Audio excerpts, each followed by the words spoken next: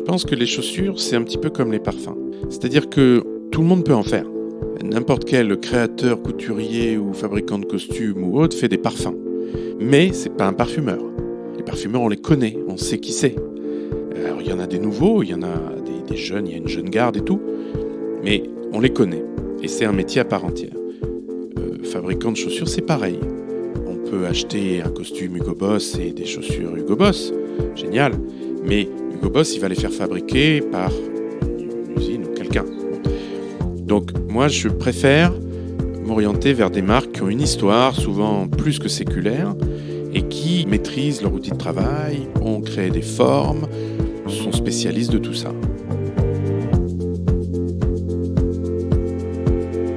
Bienvenue dans Cravate Club, le podcast qui va à la rencontre des passionnés du vestiaire masculin. À travers ces échanges avec mes invités, qu'ils soient des professionnels du domaine ou des érudits, vous découvrirez les secrets, les astuces et les bonnes adresses des hommes les plus élégants. Je tenais à remercier Cédric S, qui a déposé l'avis suivant sur SoundCloud à propos de l'épisode 9 avec Gabriel Gonzalez. Accompagné d'un brin de soleil, assis au bord d'un lac, voilà la situation idéale pour savourer cet épisode plein de passion. Merci beaucoup à Cédric d'avoir pris le temps de déposer ce commentaire ainsi que les autres, car ce n'était pas le premier. Si vous avez vous aussi envie de vous joindre à lui, vous pouvez regarder sur votre plateforme de podcast quelles sont les possibilités pour laisser des commentaires ou des étoiles qui permettront à d'autres de découvrir Cravate Club plus facilement. Merci beaucoup. Aujourd'hui, j'ai le plaisir de vous présenter David, le créateur de Reflets de Cuir. Reflets de Cuir est un service de cirage-glaçage haut de gamme et d'entretien de maroquinerie. Après un parcours plutôt commercial dans des maisons de luxe telles que Berluti et Emmeline, David, qui est un addict des belles chaussures et qui a développé avec passion les meilleures techniques d'entretien depuis 25 ans, a décidé de se lancer dans l'entrepreneuriat et de créer son propre concept. Il nous explique tout ça dans ce nouvel épisode de Cravate Club. Nous parlons entre autres du principe des cireurs de chaussures, des différentes techniques de cirage, du cousu Goodyear ou du cousu Blake, des patines, mais aussi de ses goûts et de ses modèles et marques préférées. J'en suis sûre, vous en saurez un peu plus sur l'univers des belles chaussures et du cuir après avoir écouté cet entretien. J'étais très heureuse de pouvoir discuter avec David et j'espère que vous apprécierez autant que moi cette conversation.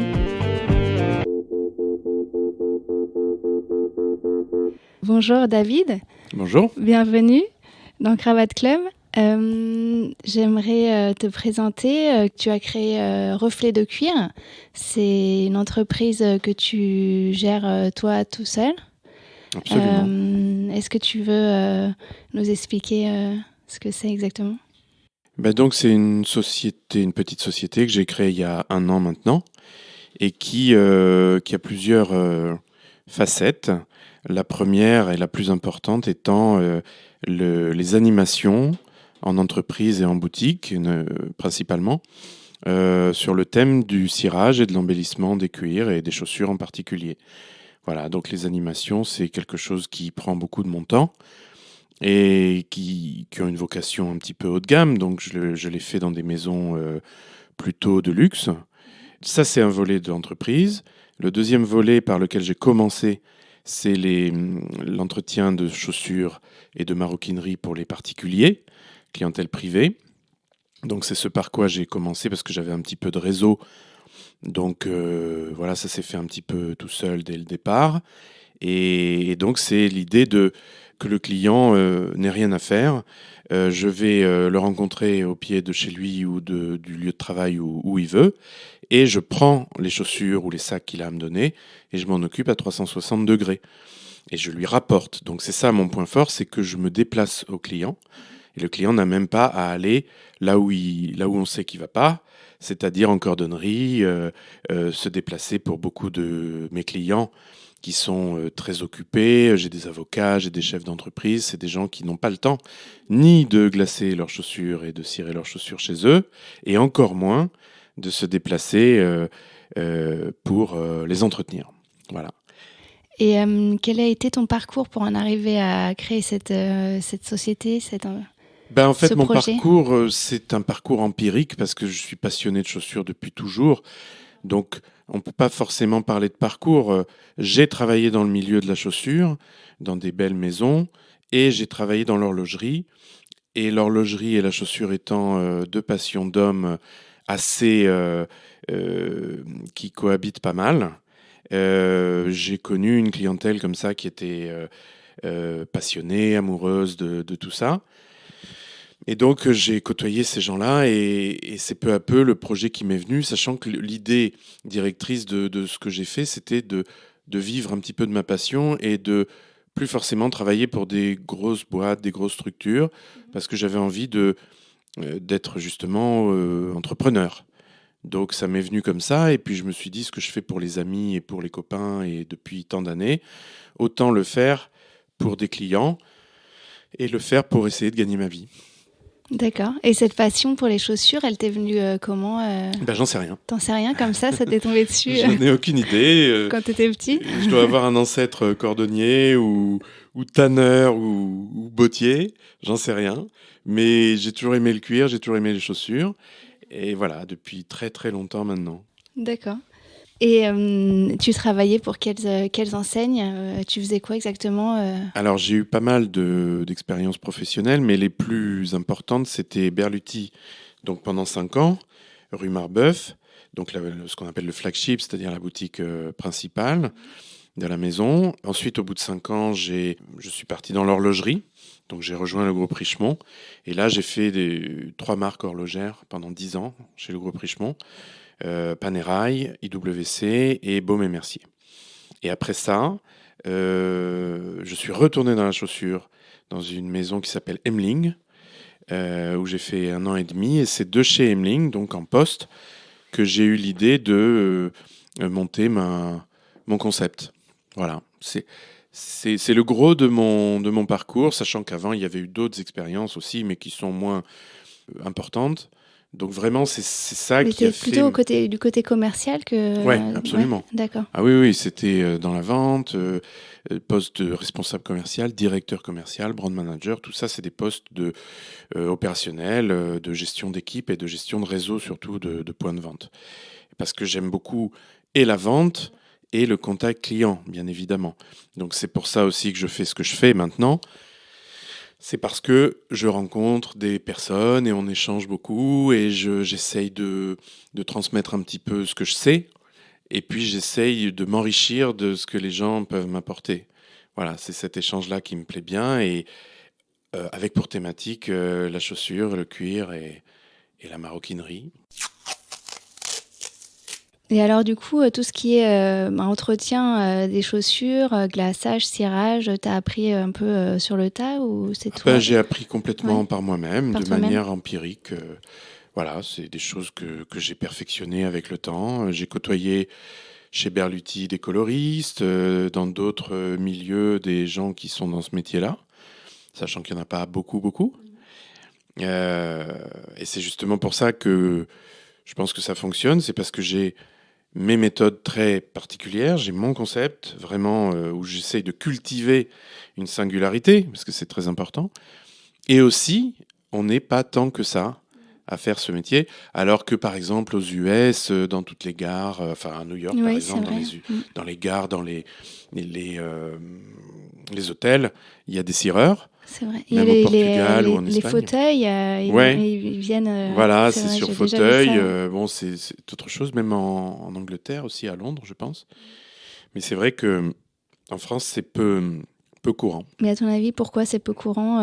Est-ce que c'est une question de coût du travail, Alors, il y a peut-être de main-d'œuvre? il y a Ouais. peut-être ça, sachant que ce qui existe ailleurs, c'est plutôt ce qu'on appelle des cireurs de rue, donc c'est des choses un peu plus accessibles que ce que je peux faire ou que ce que peuvent faire des salons cireurs ici. Et il y a une question de mentalité aussi, je pense. Parce que il y a des pays, il y a des endroits où on a l'habitude de s'asseoir et de se faire cirer les chaussures. En France, c'est différent. Il y a peut-être une forme de retenue par rapport à ça, qu'on ne trouve pas dans les animations que je fais parce que les gens sont très enthousiastes, mais qu'on peut trouver d'une manière comme ça dans un premier temps, quoi. Que si on demande à quelqu'un Est-ce qu'il se ferait cirer les chaussures par quelqu'un de mobile comme ça? Je suis pas certain Oui, c'est vrai. Il y a une certaine gêne. Voilà, je suis pas certain qu'il le ferait spontanément. Donc voilà, il faut rompre un peu la glace. Mais disons que de la manière dont j'aborde les choses, j'ai jamais de recul par rapport à ça. Et quand tu parles d'animation, en fait, tu es là pour entretenir les chaussures des gens ou leur apprendre à le faire eux-mêmes? Alors, il y a plusieurs formats. La plupart du temps, je fais un salon cireur classique où la personne va s'asseoir en face de moi et je vais m'occuper de ses chaussures. D'accord. Il y a aussi un format que je fais quelquefois où c'est plus ludique et on va inviter les clients à se déchausser et à cirer les chaussures. Et là, je vais avoir un rôle de monsieur loyal, un petit peu c'est comme un tutoriel, quoi. On va apprendre tout ça, sachant que je le fais moins parce que, disons que j'ai mes méthodes et que j'aime bien. T'as des secrets. Ouais, Des j'aime petits bien en secrets. parler, j'aime bien partager, mais je veux garder mes méthodes, quoi. Oui, je Voilà. comprends. Donc je dévoile pas forcément tout. Après, s'il y a eu telle entreprise qui me demande ce format-là, je le fais avec plaisir. Mais c'est vrai que 9 fois sur 10, c'est plutôt salon cireur classique. Moi, j'avais des petites questions un peu techniques à te poser. Alors, qu'est-ce que c'est la différence? Quelle est la différence entre un glaçage et un cirage? Parce que parfois, j'ai l'impression qu'on entend les deux termes et qu'on ne sait pas exactement si c'est la même chose ou pas vraiment. Tu sais, dans le milieu de la chaussure, on dit tout et son contraire. Fait main, fatto a mano, bottier, sur mesure, demi-mesure, tout ça, ça n'a pas de sens. Donc il faut effectivement bien mettre les points sur les i. Le cirage, c'est pour moi, quand je propose une prestation de cirage, je vais nettoyer la chaussure et je vais la passer en cire et brosser et la faire propre. Voilà. Mais est-ce que la cire, c'est le cirage? Le cirage, oui. Coloré ou quand tu dis la cire, c'est le cirage coloré? Le cirage, un bon cirage à la cire d'abeille, de la bonne couleur. De la bonne couleur. Ou approchante, mais pas d'incolore. Mais il n'y a pas d'incolore. Non. Ou du savon pour cuire, mais pour nettoyer les couches antérieures de cirage. Mais je veux dire, quand on cire des chaussures, on prend un bon cirage de la bonne couleur. Ça, c'est une chose. Après, le glaçage, c'est faire ça, et après, s'attarder sur des endroits de la chaussure où on veut faire un brillant supérieur, tu vois. Donc l'avant, notamment. Après, les psychopathes, ou les plus psychopathes d'entre nous, cirent aussi l'arrière, parce que voilà, ça se fait. Par exemple, les Japonais, sur mon Instagram, j'ai pas mal de Japonais qui me suivent et que je suis, sachant que c'est des fous complets absolus de chaussures, entre autres. Et eux, ils cirent ou ils glacent beaucoup de parties de la chaussure. Ce qui n'est pas mon cas. Moi, j'essaye de faire l'avant bien glacé, bien propre, en n'ayant pas trop de rupture avec le reste de la chaussure. Parce qu'on ne glace pas les plis de marche, on ne glace pas l'entièreté du soulier. Donc, on fait l'avant et on essaie d'avoir un fondu par rapport au reste de la chaussure pour que ce soit élégant. On peut faire un bout miroir, mais il va y avoir une rupture avec le reste de la chaussure. Après, j'ai des clients qui veulent des bouts miroirs, j'ai des clients qui veulent des choses plus soft, donc on s'adapte à ça. Voilà. Et donc, c'est toujours avec la même pâte de cirage absolument. Qu'on gère les côtés plus brillants. C'est juste qu'on va s'attarder sur l'avant de la chaussure, on va faire quelque chose de plus poussé, de plus brillant, sachant que si c'est une paire dont le cuir est assez mat, ça va prendre pas mal de temps. Si c'est une paire qui a déjà été glacée, évidemment, réactiver ou entretenir un glaçage, c'est facile. Voilà. Et en fait, tu utilises un chiffon spécial pour que ça brille plus, ou est-ce qu'on peut utiliser ce qu'on veut? Un bon coton, un t-shirt. Un t-shirt en coton. D'accord. Okay. Les clients, quelquefois, ils me disent j'ai des feutrines, j'ai des bas de soie, j'ai des chaussettes, j'ai des caleçons, j'ai ce qu'on veut. Tout ça, ça sert à rien. Il faut prendre un bon t-shirt en coton, couper des carrés comme ça et utiliser ça. Et ça peut s'utiliser beaucoup de fois, ou ça peut s'utiliser jusqu'à ce qu'il soit tout taché et qu'il faille le jeter et le changer. Parce que sinon, on va recirer sur une couleur d'avant qui n'allait pas. Mais si c'est, par exemple, si on utilise à chaque fois pour le même carré pour le noir, on peut le garder longtemps? Oui, on peut, effectivement. On peut se faire des carrés avec des couleurs définies et on les garde assez longtemps, oui. Mais c'est important d'avoir quelque chose de fin, de propre et qui soit en coton le plus fin possible pour pas qu'il y ait de rayures sur ce qu'on va faire. Mhm. Ok. Et alors la patine, qu'est-ce que c'est Alors la patine, exactement c'est encore autre chose. Oui. Et ça, je le fais quelquefois quand des clients me le demandent, mais c'est très rare. Parce que moi, ce que je fais, c'est des glaçages, des teintures, des changements de couleur, beaucoup. Mais la patine, c'est le fait de partir d'une base neutre. Oui.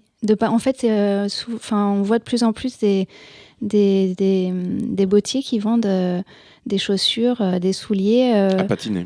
Oui. Ou Qui le sont cuir. en cuir naturel. Voilà, on les choisit. Et ensuite, on choisit la couleur qu'on On veut. les essaye neutres. Voilà. Et après, on dit au vendeur, je veux cette couleur, je veux ci, je veux ça, je veux un gris fumé noir avec des nuages violets ou ce qu'on veut. Ça, c'est un travail que je fais assez peu parce que je le fais pas moi-même, dans le sens où il faut être coloriste pour le faire. Donc c'est un métier à part entière. C'est un métier à part, ouais, c'est bien ce que je pensais. Donc moi, j'ai éventuellement un coloriste qui travaille avec moi, à qui je peux demander ce genre de choses, mais je le fais assez peu. Parce qu'en réalité, ce que veulent les clients, c'est soit garder les couleurs qu'ils ont, soit foncer sur des couleurs comme marron foncé, bordeaux, noir. Donc en fait, voilà, ça, c'est des choses que je fais. Mais après, la patine, c'est vraiment un travail à part entière de coloriste, presque d'artiste d'ailleurs. Donc s'il faut, je le fais, mais c'est pas moi qui le fais, au même titre que la cordonnerie, qu'on me demande 9 fois sur 10. Et je travaille avec 2 cordonniers qui ont chacun leurs compétences, parce que je suis pas cordonnier et j'ai pas le matériel ni rien. Donc j'ai un cahier des charges draconien pour eux. Et voilà, donc je passe ma vie à aller les voir pour qu'ils fassent des opérations sur les chaussures de mes clients. D'accord. Et alors la teinture, est-ce que c'est encore autre chose quand on... Oui, la teinture, c'est donc le fait de reprendre une chaussure qui serait abîmée, par exemple, ou dont la couleur ne plairait plus au client. Ou alors, j'ai même des clients qui achètent des chaussures en solde de couleur improbable, sachant que je vais leur changer la couleur. Donc en fait, ils voudraient une paire noire, mais qui n'est pas soldée. Mhm. Donc ils achètent une paire verte, qui est soldée. Et après, D'accord. moi, je les passe en noir. Mais après, le noir, il tient bien sûr, pour bien sûr. indéfiniment. Ah oui, D'accord. Ça, j'ai mes méthodes. D'accord. Il faut plusieurs couches, il faut attendre le temps de séchage, il faut derrière nourrir, cirer. Enfin, il y a tout un processus d'étapes qui ont un coût, mais qui ont un coût beaucoup moindre que si on ne fait pas ce que j'ai dit, c'est-à-dire que si on achetait des chaussures au prix fort, par exemple. Ça, c'est l'anecdote des soldes. Mais en tout cas, par exemple, j'ai des clients qui, vous savez, tu sais, quand il pleut beaucoup et il y a de l'eau qui remonte dans le cuir, qui fait des traces blanches, qui durcit le cuir, etc., elles sont abîmées, les chaussures, et ça se voit. Donc, on décape la chaussure. Tu décapes comment ? Avec du décapant, enfin, avec de l'acétone ou du décapant. D'accord. Et après, on met en couleur avec ce qu'on a choisi. Donc ça peut être, je propose 2 marrons, un bordeaux ou un noir, sachant qu'il y a des choses qu'on ne peut pas faire. Tu vois, par exemple, si tu me donnes une paire rouge et que tu me la demandes en marron, je ne pourrais pas le faire, parce que c'est pas possible. Même si je la décape non, parce qu'il y a toujours une base de rouge, donc c'est compliqué. En revanche, passer n'importe quoi en noir, ça on peut. Et après, on peut faire des marrons. Enfin, c'est à la demande, quoi. C'est comme les travaux de cordonnerie. Il faut que je voie les chaussures pour pouvoir valider et ne pas dire oui à tout, sachant qu'on ne pourra pas faire quelque chose ou mal faire quelque chose. On ne peut pas se le permettre. Oui, je comprends. Mais tu arrives tout de suite à savoir, quand tu vois une paire, ce qui est faisable ou ce qui va être compliqué. Ouais. D'abord, je vois tout de suite le cuir, donc je vois même si on va pouvoir le glacer facilement, ou si ça va être compliqué, ou si ça va être une tannée. Ah oui. Et c'est puis, que justement, par exemple, à quoi tu peux voir que ça va être compliqué ? Déjà, les cuirs grainés, par exemple, sont beaucoup plus durs à glacer. Donc, il faut plus d'1 heure ou voire 2 heures pour arriver. Quand on y arrive, c'est superbe, mais c'est très dur. Ça, oui, parce qu'il y a tous les petits reliefs. C'est des cuirs qui sont plus épais, plus mat, un peu sport, donc il faut y aller plus, quoi. Et puis après, les cuirs qui sont mat, par exemple, il y a certaines marques, comme Weston, qui est une excellente marque, mais leur cuir sont très bons, mais ils sont plutôt mat quand les chaussures sont neuves. C'est comme ça, ils sont mat. Et donc, à glacer, ça va prendre plus de temps.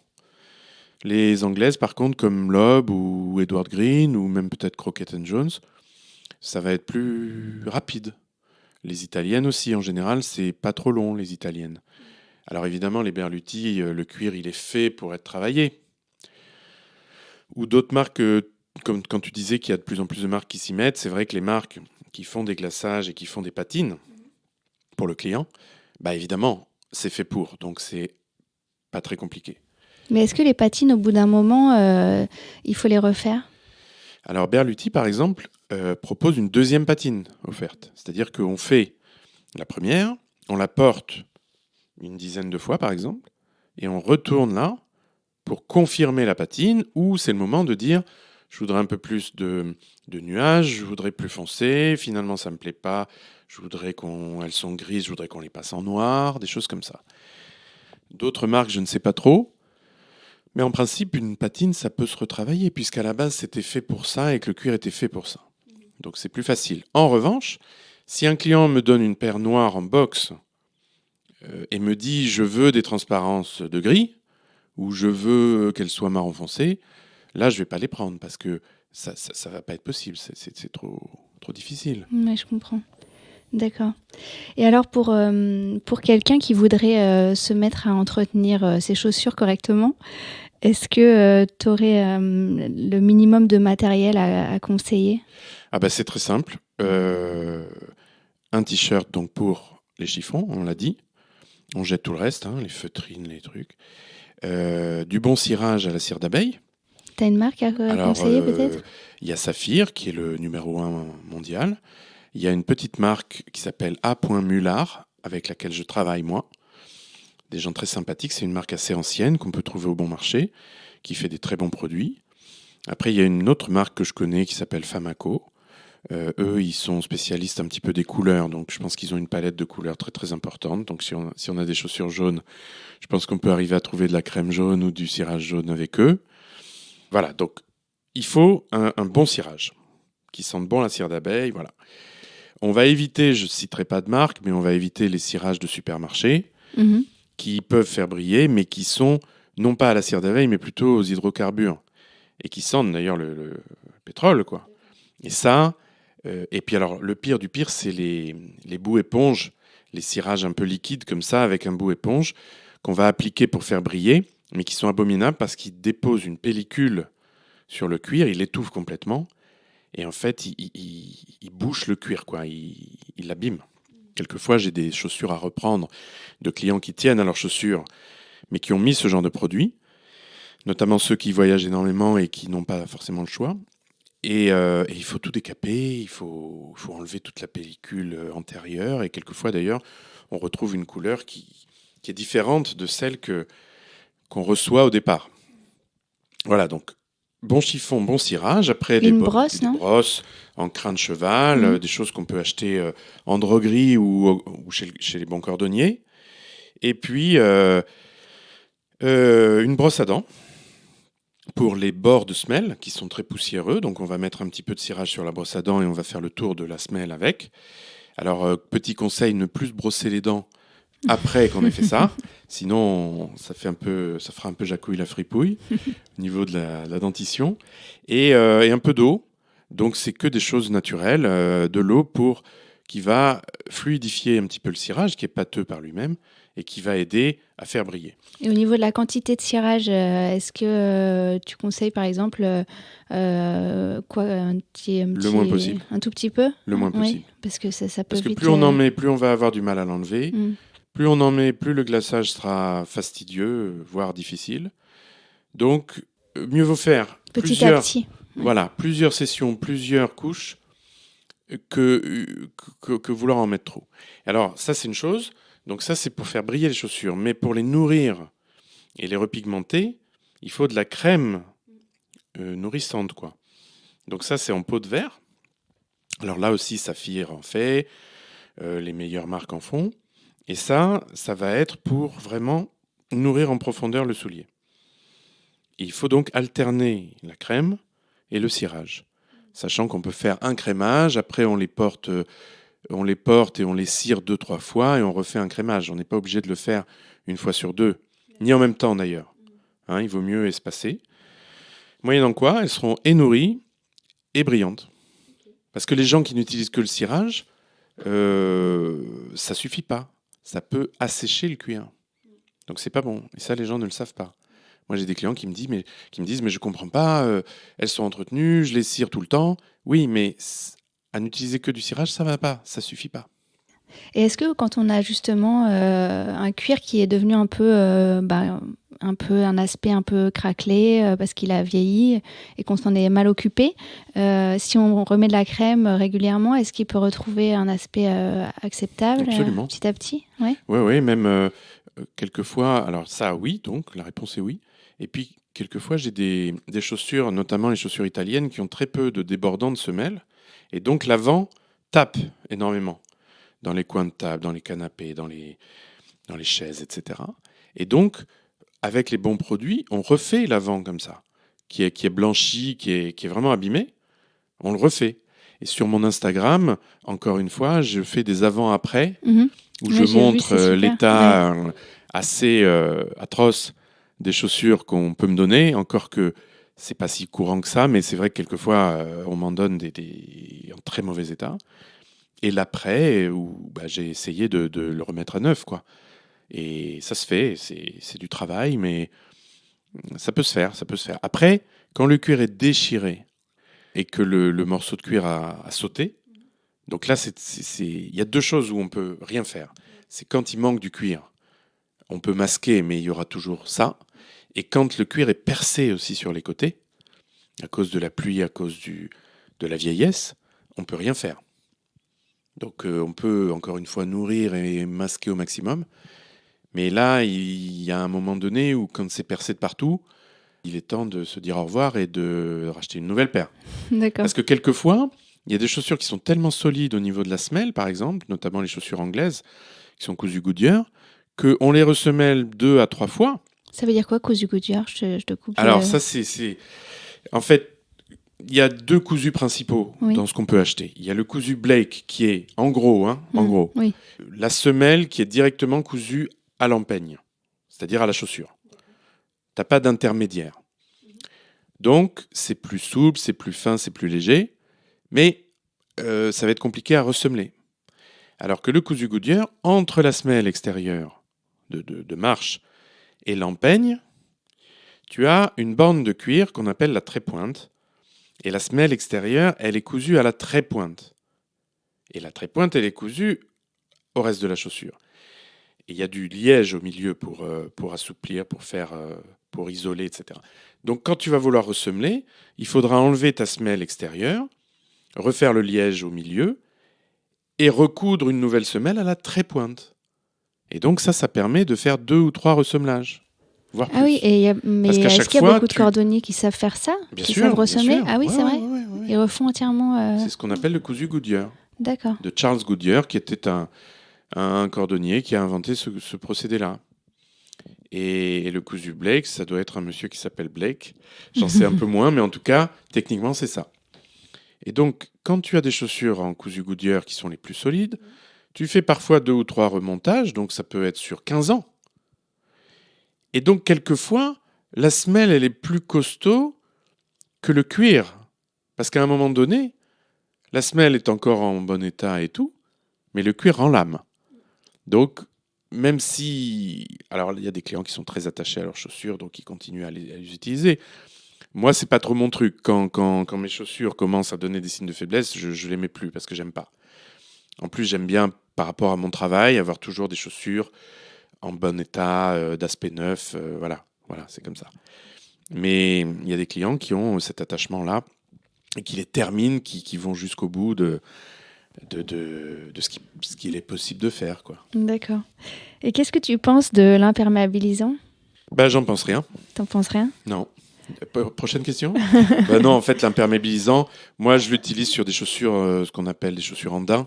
Mhm. Tu vois, donc là, on va l'utiliser, on va brosser, imperméabiliser et rebrosser derrière. C'est ce que je fais. Par contre, sur les chaussures en cuir, je ne l'ai jamais utilisé. Parce que la crème et le cirage, C'est suffisant. non seulement suffisent, mais permettent de faire des choses que si tu imperméabilises, tu peux plus faire. Parce que le glaçage, par exemple, tu le détruis si tu mets de l'imperméabilisant. C'est pas, tu vois, moi, je suis pas du tout utilisateur de ça. Ok. Et d'ailleurs, si les chaussures sont bien glacées, l'eau roule sur le cuir. L'eau ne pénètre pas le cuir parce que le glaçage, il va un petit peu protéger le cuir. Mhm. Et si on fait le truc que j'ai dit tout à l'heure de la brosse à dents avec du cirage sur la couture de semelle, la couture, le tour, on isole aussi, on protège aussi. Donc tout ça contribue à... Après, c'est sûr que c'est toujours la question de mes clients. Si on se fait surprendre par une averse absolue et que les chaussures sont noyées d'eau, c'est sûr que des belles chaussures en cuir, à la limite, ne sont pas tout à fait faites pour ça. Donc, quand on voit le matin à la météo qu'il va pleuvoir des cordes, moi, je suggère de mettre des chaussures avec une semelle gomme, par exemple, dans un cuir un petit peu plus robuste, que des belles chaussures raffinées et très élégantes. Parce qu'on risque de les abîmer. Mais une fois qu'on s'est fait prendre par l'orage, est-ce que c'est foutu Ben, on se met en chaussettes et puis on rentre chez soi en chaussettes. Non, il Qu'est-ce que t'en faut penses donc quand on rentre, il faut les sécher déjà même avec un petit chiffon. Ah oui, il faut pas les mettre près d'un radiateur Non, aussi. Hein. il faut les sécher pour enlever un minimum d'eau. Et ensuite, moi, je les mets un petit peu inclinés vers le talon, c'est-à-dire Oui. le haut, donc vers le haut, le bout de la chaussure vers le haut et incliné vers le talon. Et puis, on les laisse sécher comme ça. Voilà. Et après, encore une fois, s'il y a des marques, s'il y a des traces, s'il y a des choses qui apparaissent, il y a moyen de les sauver. Mais c'est vrai qu'elles vont fatalement s'abîmer. Parce que l'eau va remonter dans le cuir de la semelle, par capillarité dans la peaucerie. Elle va faire ressortir les tanins, les sels, toutes les choses qui sont dans le cuir. Oui, tout ce qui a été utilisé pour le tannage. Oui, pour ouais. la fabrication D'accord. et tout. Et ça va abîmer. D'accord.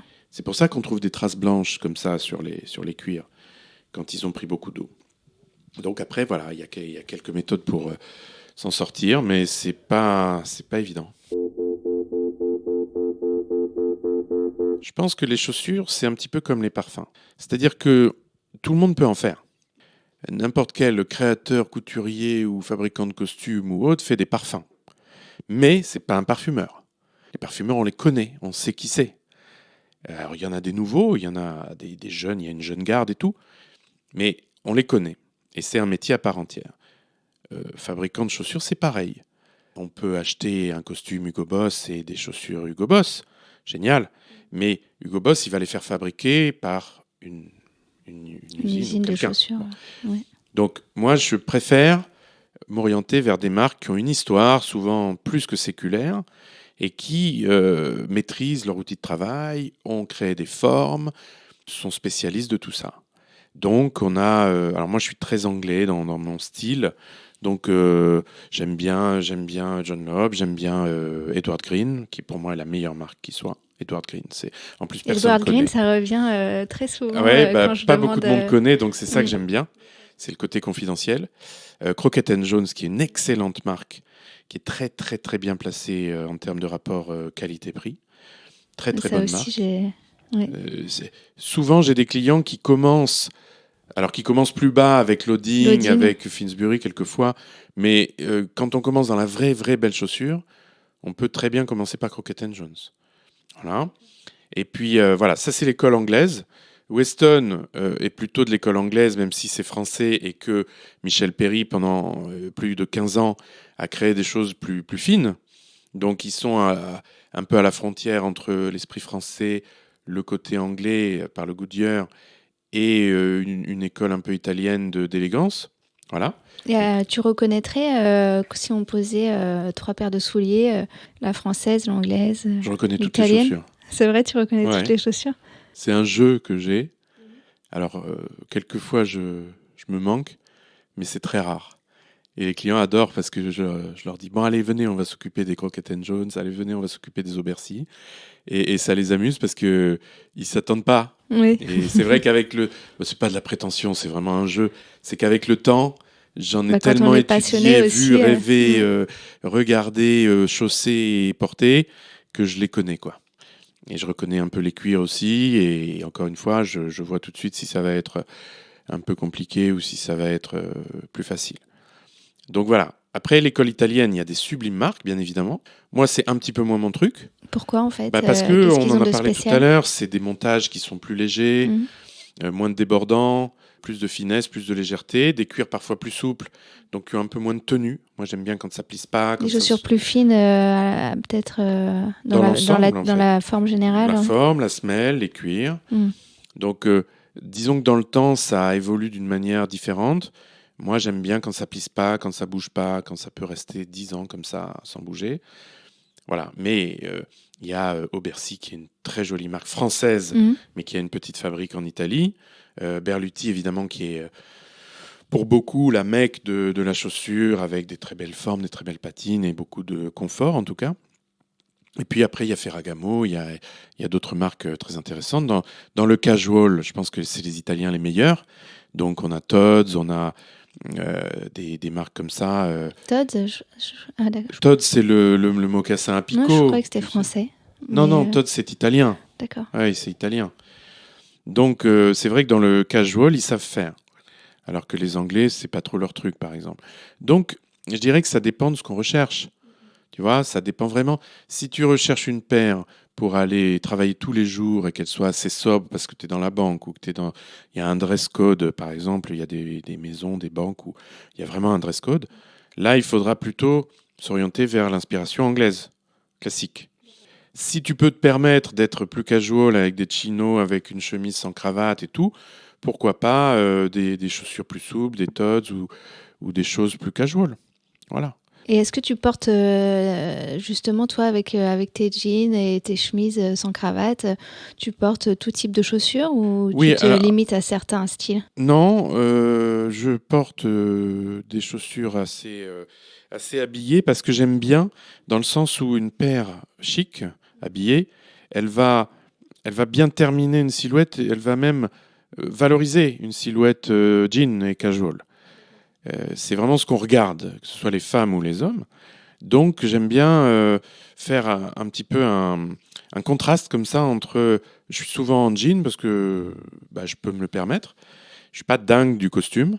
Et donc j'aime bien porter des belles chaussures. Et en plus avec mon métier, je peux pas ne pas le faire. Voilà. Mais je vois beaucoup de clients qui eux aussi portent des très très belles chaussures dans un esprit jean. Ça peut se faire. Et là aujourd'hui par exemple, est-ce que tu voudrais nous décrire les chaussures que tu portes? Ben là aujourd'hui, comme j'allais te voir, je me suis dit je vais mettre des jolies chaussures, a fortiori. Donc là c'est une paire que j'aime beaucoup, qui est assez récente. Ce sont des Weston. C'est un Richelieu qui fait partie d'une collection qui s'appelle Country Gents, qui a été dessinée par Michel Perry et qui est vert, qui est d'un kaki, qui est le kaki de la maison Weston. C'est vraiment ce que propose la maison Weston sur le mocassin notamment. Et donc j'aime beaucoup les chaussures vertes, comme ça j'en ai 2 paires. Et donc c'est une paire avec une double semelle, donc un Richelieu un petit peu casual, un petit peu costaud entre guillemets, mais qui a un certain raffinement. Voilà, donc, Oui, parce que la semelle est quand même assez, la semelle est double. assez Elle est double. épaisse, ouais. Donc Ouais. c'est un cousu Goodyear comme on en a Ouais, parlé, d'accord. parce que je porte que Ah, ça. je pourrais reconnaître maintenant le cousu Exactement, Goodyear. exactement. C'est 6 œillets, parce que Michel Perry il mettait 6 ou 7 œillets donc, à ses créations. Parce que ce qu'il aimait bien, c'était allonger un peu le pied.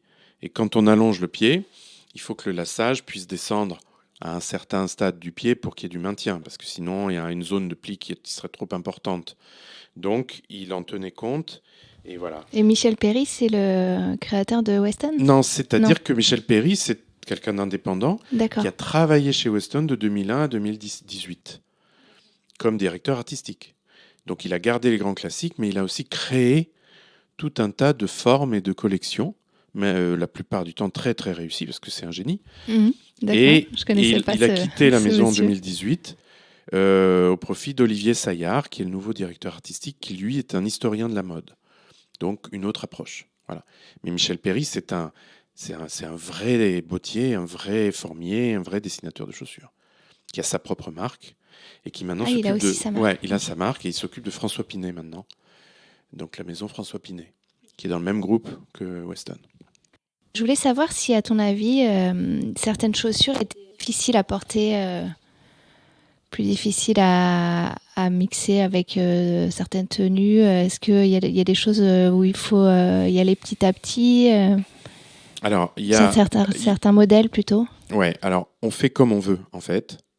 On fait comme on veut. Parce qu'aujourd'hui, je pense qu'on peut mixer un jean Gap avec une paire de Corté à 1400 €. Les gens se permettent des choses. Et c'est très bien.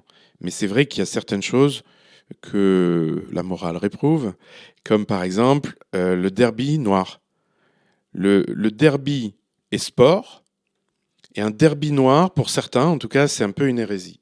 Alors, c'est comment une derby exactement ? Alors, le derby, le Richelieu, c'est quand le Quand il y a un petit lassage lassage, oui. va être bloqué ici, parce qu'il va passer en dessous du reste de la chaussure, en dessous de En l'empile. fait, le lassage, il commence à peu près à la moitié Il du commence pied. à la moitié et il fait un V comme ça parce qu'il est bloqué.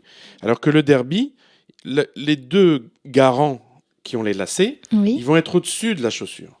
Tu vois, ils vont passer de part et d'autre au-dessus.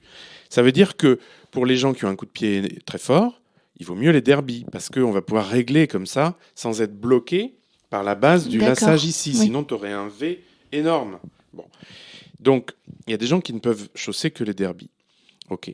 Mais c'est vrai que le derby noir, c'est un peu une hérésie dans le sens où le noir, c'est censé être plus business, plus élégant.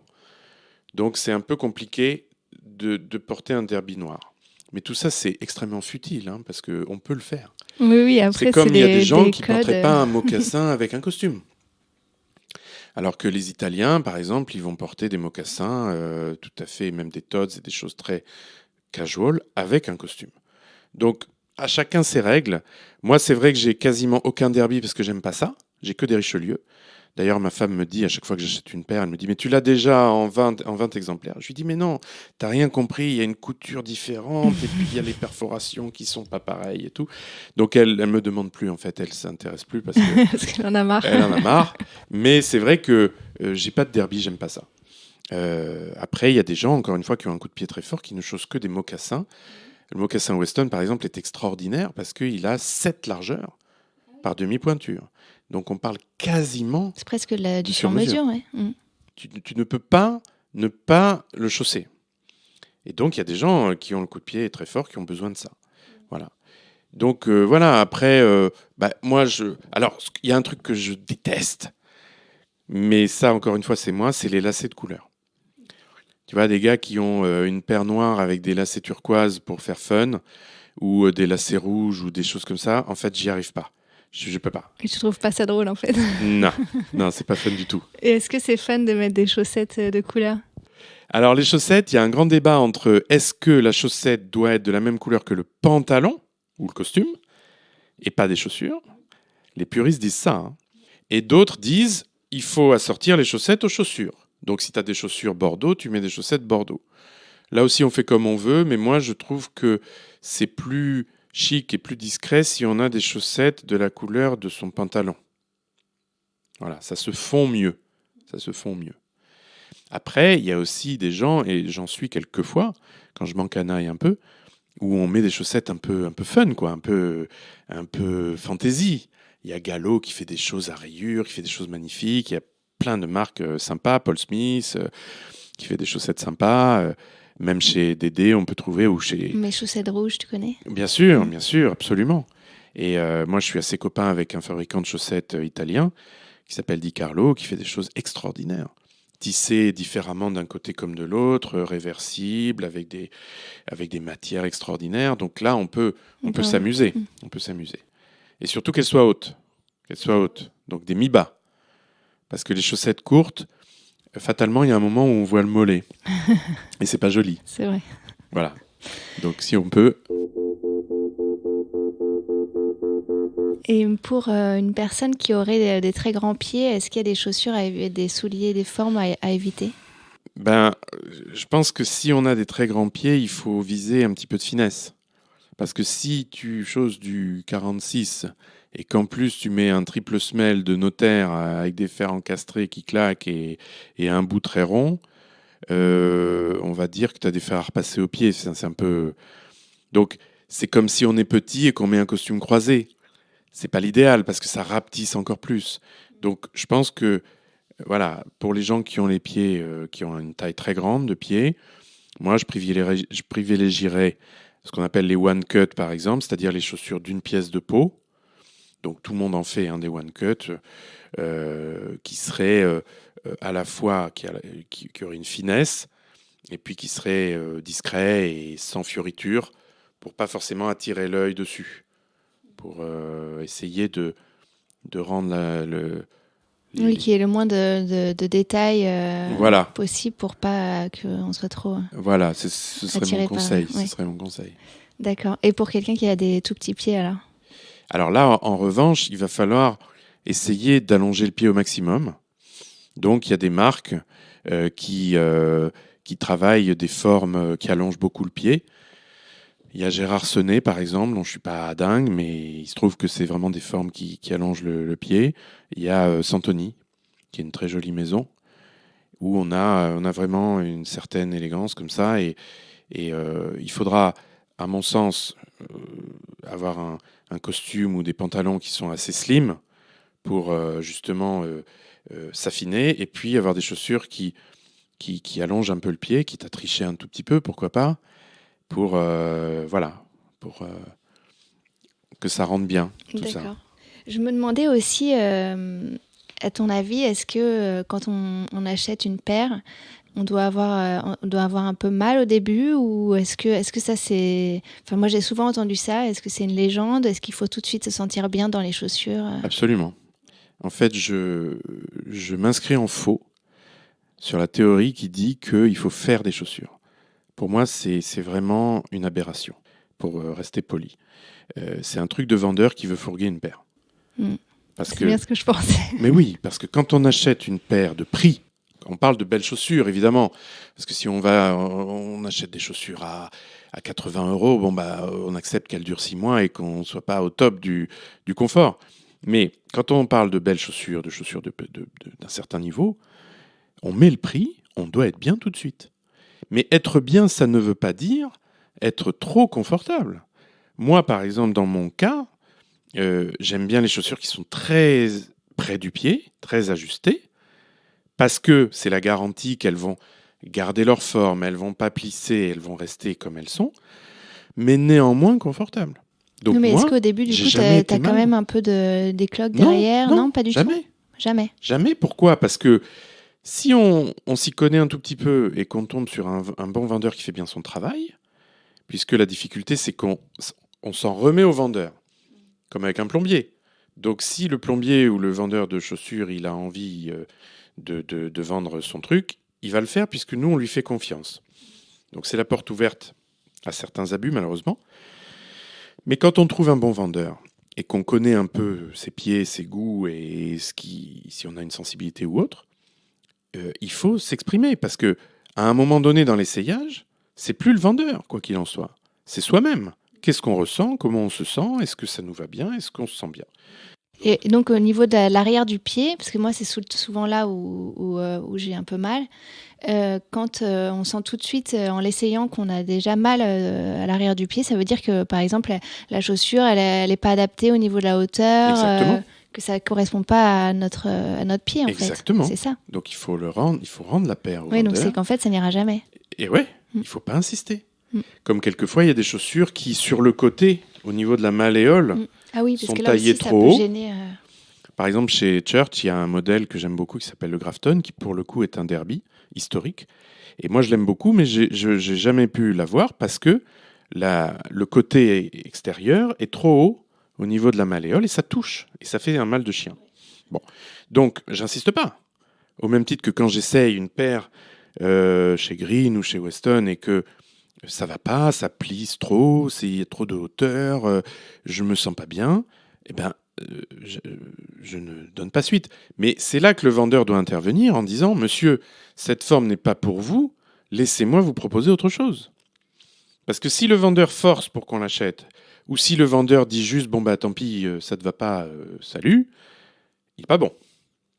C'est là que le talent du vendeur doit s'exprimer. C'est qu'il doit connaître ses formes, il doit faire un diagnostic du pied le plus rapide possible, en regardant peut-être ce qu'a déjà le client, en regardant sa taille, en parlant avec le client, et se dire, OK, lui, c'est clair que les derbies, ça va pas, les mocassins, ça va pas, on va aller sur des Richelieu, des choses comme ça.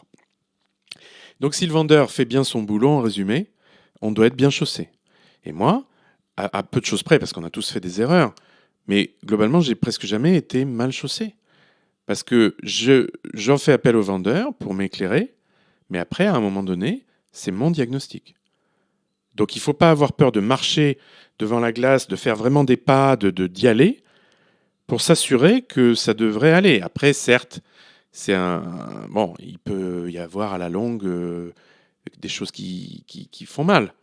Tout peut se travailler. On peut forcer un peu la chaussure, on peut l'assouplir. Oui, on peut l'emmener chez un cordonnier même chez toi peut-être. Tout à fait, moi je le fais avec mes cordonniers. On met un produit assouplissant, on les met sur forme pendant 24 heures, ni plus ni moins, et on gagne en souplesse. Pas en longueur, attention. Je parle de la hauteur et de la largeur. Mais en longueur, on ne peut rien faire. Donc si on fait du 43 et qu'on a pris du 42 ou du 42,5, on ne peut rien faire. C'est aussi une fausse idée que de dire qu'on peut agrandir des chaussures. Hein. Voilà. Mais en tout cas, pour moi, on doit être bien dès le départ, même si on est... Alors évidemment, si on marche pendant 6 heures, on va avoir le pied très fatigué quand elles sont neuves. C'est normal. C'est pour ça qu'il faut plutôt les mettre 2 heures, 2 heures, 2 heures, 2 heures, 3 heures, 4 heures. Et après une journée de travail, par exemple, au départ, il faut y aller avec parcimonie. Mais normalement, ça doit bien se passer. Parce que c'est des chaussures qui sont faites par des maîtres artisans dans des maisons séculaires qui ont fait des formes extraordinaires, qui savent de quoi ils parlent, qui choisissent les meilleures poseries. Donc, tout est là pour qu'on soit bien. Ok. Voilà. Bon, je crois qu'on a presque... on va s'arrêter là pour toutes ces informations très intéressantes. Moi, j'étais très contente, merci. Et une dernière chose, moi, je m'enflamme un peu parce que je suis passionné et que j'aime bien parler de tout ça. Mais j'essaye d'avoir une approche la plus humble possible de mon métier parce que celui qui décide, celui qui commande et celui qui fait tout ça, c'est le client. Et donc, moi, je suis très à l'écoute de mes clients et c'est mes clients qui façonnent un petit peu ma culture et qui me font aller dans une direction ou dans une autre. Et c'est pour ça que j'aime beaucoup l'échange avec les clients et qu'on en apprend tous les jours par rapport à ça. Voilà, donc c'est vraiment un échange. Super. Voilà. Et alors, où est-ce qu'on envoie tes futurs clients te trouver sur Internet ? Alors, en fait, j'ai tous les réseaux sociaux. J'ai un compte Instagram qui s'appelle Reflet de Cuir. Reflet de Cuir avec un S. Ouais, Reflet avec un S de cuir en un bloc. Donc, il y a ce compte Instagram avec ma vieille voiture de fonction qui est une Morris de 65, donc vous la reconnaîtrez. J'ai un compte Facebook aussi. Et puis mon site. Et voilà, donc c'est des choses où j'essaie de poster très régulièrement, je les travaille. Ton site, c'est refletdecuir.com. D'accord. Absolument. Voilà, donc on peut me trouver là. Et après, moi, je suis mobile, donc je me déplace à Paris. À Paris et même en dehors de Paris s'il faut. Ok. Voilà. Est-ce qu'on peut t'envoyer peut-être par la poste parfois des souliers ? Oui, j'ai des clients qui le font. Il y a des clients qui le font. Alors j'ai des clients qui le font, j'ai des clients qui m'invitent aussi chez eux quelquefois pour que chez eux, je m'occupe de leur collection. C'est rare, mais j'en ai quelques-uns comme ça. Donc j'arrive le matin et puis je reste dans l'après-midi et je fais 15-20 paires à même leur maison, quoi. C'est génial. Voilà. Mais la plupart du temps, j'emporte les chaussures et il me faut quelques jours pour m'en occuper. Parce que ce qui est important pour moi, c'est d'avoir un petit peu de temps.